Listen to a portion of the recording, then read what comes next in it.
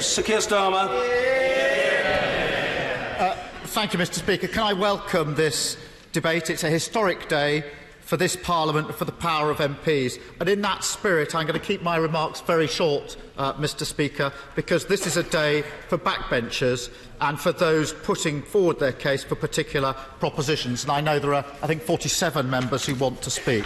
So let me go straight to this. Mr. Speaker, Labour's approach today is that we will support amendments that are consistent with the two credible options that we've set out on a number of occasions. Firstly, a close economic partnership based on a customs union and close single market alignment, and a public vote to prevent no deal or a damaging Brexit. And we will oppose those amendments that either offer no route forward or set out an approach that's inconsistent with our policy.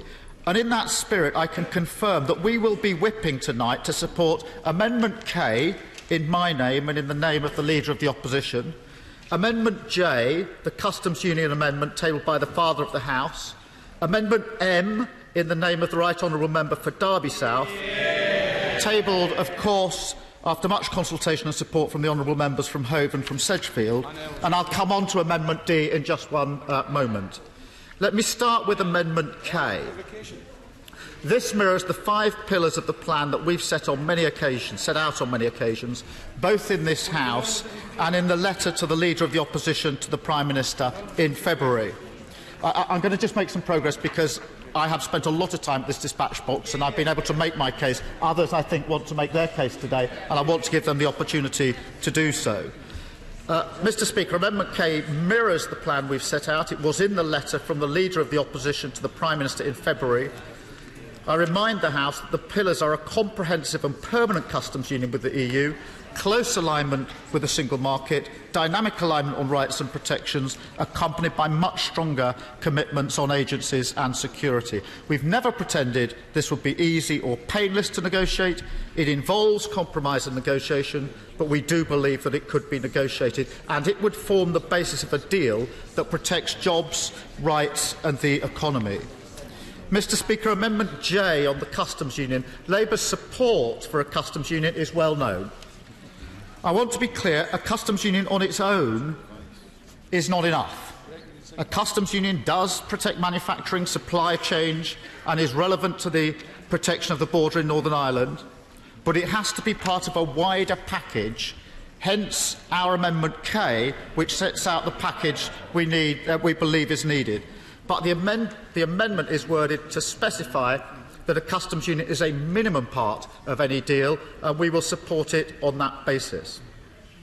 I'll just make some progress and then I will. Turning to Amendment M. We will support this amendment tonight because at this stage it's now clear that any Brexit deal agreed in this Parliament needs further democratic approval. That is what this amendment would do. It would put a lock around any deal that this Prime Minister forces through at the 11th hour, or any revised deal that comes about at this very late stage.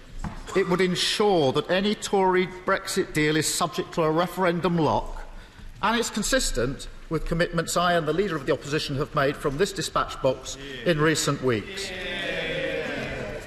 Mr. Speaker, in relation to Amendment D, the Common Market and the Norway Amendment, I will in just one moment.